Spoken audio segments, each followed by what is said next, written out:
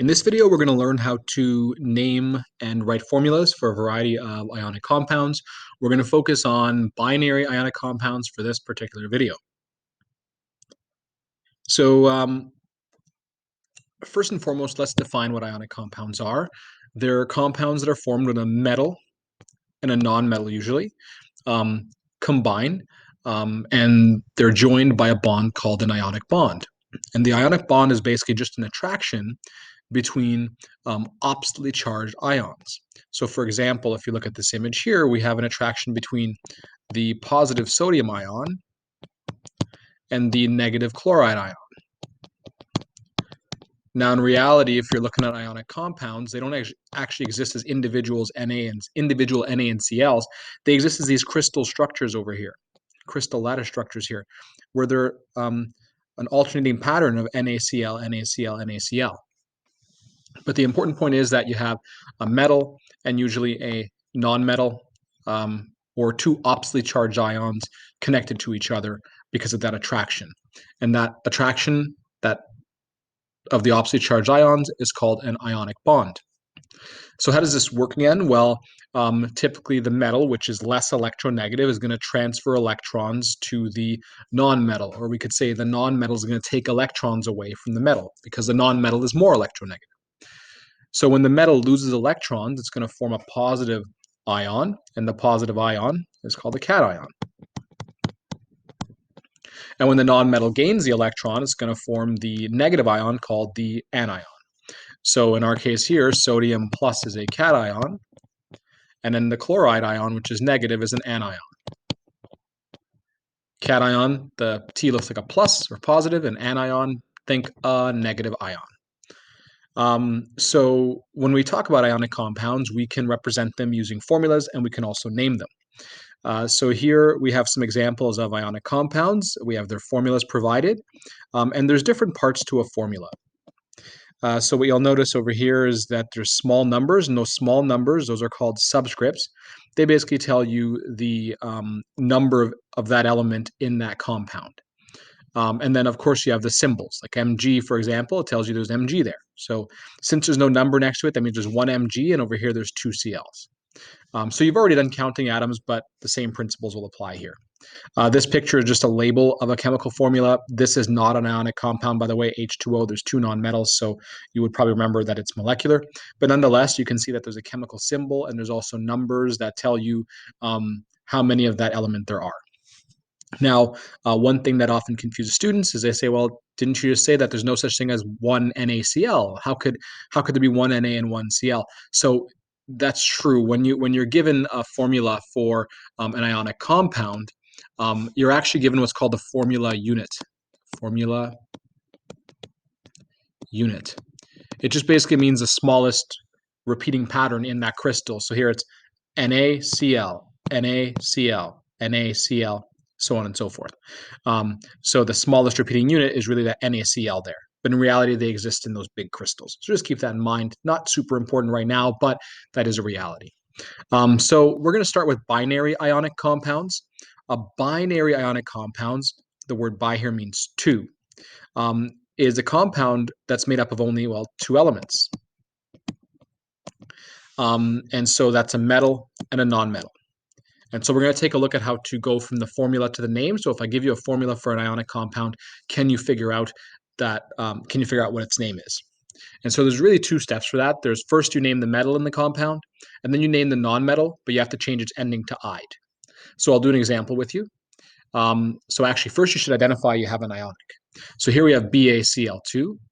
If you remember from your periodic table, Ba is a metal, and then Cl is a non-metal. So we have ionic most likely. And so the metal name here is barium. And the non-metal is chlorine, but we have changed its ending to chloride. So we have barium chloride because we changed the ending of chlorine to chloride. But the metal name stays the same. Let's try this one here. So here we have an ionic compound because we have a metal and a non-metal. So we have the metal is aluminum. aluminum. And the nonmetal is sulfur. So it's one of those weird ones. You still change its ending to "ide", but there's no "ine", so you're cutting out really the "ur". So it's aluminum sulfide, IDE. Here we have another example. We have MgCl2. So our metal is magnesium. And our nonmetal is chlorine, but we change that to chloride, IDE. Other endings that are a bit weird, oxygen would become oxide when you change its ending. Nitrogen becomes nitride when you change its ending, nitride. Phosphorus becomes phosphide when you change its ending. And hydrogen becomes hydride when you change its ending in an ionic compound. So oxide, nitride, phosphide, hydride, and then sulfide. Those are the kind of the weird ones. But other than that, everything is pretty straightforward. Chloride, fluoride, iodide, bromide, stuff like that. Pretty straightforward. So let's go ahead and take a look at how to go the other way around. If I give you the name, can you find the formula? And so you've done this before, but essentially what you do is you write the symbols of the elements side by side, and I should say as the ions side by side, because you're going to put the charges as superscripts on top. Superscripts means almost like an exponent on top. You're going to crisscross or charge balance to get what the final subscripts are, and then you're going to reduce at the very end. So let's do that example of that. We'll do magnesium oxide. So I'm going to go over here. I'm just going to do the work at the bottom here. So let's call this A. So I have Mg, and I need to figure out its charge. So remember that charge is based on the group that it's in. So on your presentation, you have the tricks for charges. So group 1 becomes +1, group 2 becomes +2, +3 for group 13, then -3, -2, -1, and no charge for the most part for the noble gases because they're already stable. So we have our magnesium is 2+, and our oxide is in group 16. So 6 valence electrons needs to gain 2, so -2. So we have 2+ over here. We have 2- over here. What we do is we circle the charges and we crisscross, bring the one from oxygen down to where the magnesium is, the one from magnesium down to where the oxygen is, and we get Mg, 2O2. I dropped the charges themselves, the plus and minus signs themselves. And this has to be the simplest ratio. So we have to divide by 2 here to reduce. And we get MgO. So this was the work. I'm just going to write below. And it's MgO. There's 1 Mg, 1 O. So for every Mg, you have 1 O. You could have also done this charge balancing, which basically means that overall, this compound has to equal to 0 charge. So we have Mg2+ and O2-. Well, 2+ and 2- are already 0. So we just needed 1 magnesium and 1 oxygen, which is what we already have there. By the way, when you divide, you would have first gotten 1 and 1, but we don't put 1s there. So we just clean it up to looking like this, MgO. So we can try another one. We can try beryllium oxide. So for beryllium oxide, we have Be. Beryllium I know is in group 2, so it's going to be +2. Oxide is in group 16, so it's -2. Charge balancing, you can already see, it's going to be 1 and 1 because they're already at 0. But let's just do crisscross here. So we got Be2O2 divided by 2 to reduce, and you get your final formula of BeO. Let's try sodium fluoride. So you can try the rest of these, and then so pause the video, try the rest of these, and then come back to check with this to see if you're on the right track. So we have Na +1 because it's in group 1, fluorine -1 because it's in group 7, 7 valence electron needs to gain 1. Charge balancing, you can already see it's already at 0, so it would be NaF, but let's just do our crisscross. We got Na1, F1, and we just clean it up by putting, that's a 1 by the way, not a 2, by putting NaF,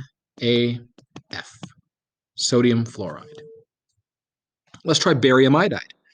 So barium iodide, Ba, 2+ for barium. Iodide is 1-. If we crisscross it, you get Ba1, I2, and you just clean it up by removing the 1 there, so it's BaI2. Just to show you the charge balancing method, it would be the same thing. We have Ba2 plus, I1 minus. Overall, you want the entire compound to be 0. So what I do is I have 2 plus and 1 minus right now. I'm at plus 1. I'm still above 0, so I need another negative charge. So another negative charge would be the iodine 1 minus. And so now this is 1 minus is 2 minus, and 2 plus, that's 0. So overall this is 0, but it took me 1 barium and 2 iodides, which is what I have in the formula. So it's a more visual way of doing this, and it actually prevents you from having to reduce, because by drawing it out, you've already done the reduction, as long as you got to 0 the first time and didn't overshoot. Aluminum oxide. So aluminum is in group 13, so it's plus 3. Oxygen is group 16, so negative 2. Crisscross it, and we get Al2O3, and that's our final formula, Al2O3. If you want to do charge balancing, just to show you, you would have aluminum plus 3, O minus 2. Right now, we're still positive. Plus 3 and minus 2 is positive 1. So let's add a negative charge. So now we have negative 4 and plus 3. We're negative now. We're negative 1. So we have to have a positive charge. So now we're plus 6 and minus 4. Now we're plus 2. So we have to add a negative charge. Negative 2. So now we're negative 6 and plus 6. It took 2 aluminums and 3 oxygens to do that. So Al2O3. You don't have to do that method. It's just another method you can do because it makes things a little bit easier for some people who are more visual. Calcium sulfide, Ca2 plus, or plus 2, 2 plus, or like that. Doesn't really matter which way you write it right now. Sulfide is in group 16, so 6 valence electrons, needs 2 more, so negative 2. Crisscross it, we get Ca2S2, divide by 2 to reduce, and we get CAS. If you had done charge balancing, you would have seen 2 plus and 2 minus is already 0. You just need 1 of each, done. Let's try this here, calcium phosphide, so Ca2 plus, P3 minus, crisscross, you get Ca3, P2, and that there is your final formula. And then lastly, calcium nitride. So calcium is plus 2. Nitride is in group 15, 5 valence electrons, needs 3 more, so 3 minus. Crisscross, and we get Ca3N2. So Ca3N2. That's our final formula there. And just to let you know, again, these are ionic compounds, specifically binary ionic compounds, which means we're dealing with ionic compounds that are made of only 2 elements, hence the word bi in binary. And those 2 elements are metals and a metal and a non-metal. Remember that these are formulas, they're formula units. In reality, the ionic compound exists as a crystal, not as a molecule, not as an individual molecule like a molecular compound like water. It exists in the crystal. But when we talk about it, for practical purposes, we just put that smallest ratio, that smallest unit there, which is why we have to reduce in the end. In our next video, we're going to be doing binary ionic compounds with multivalent elements.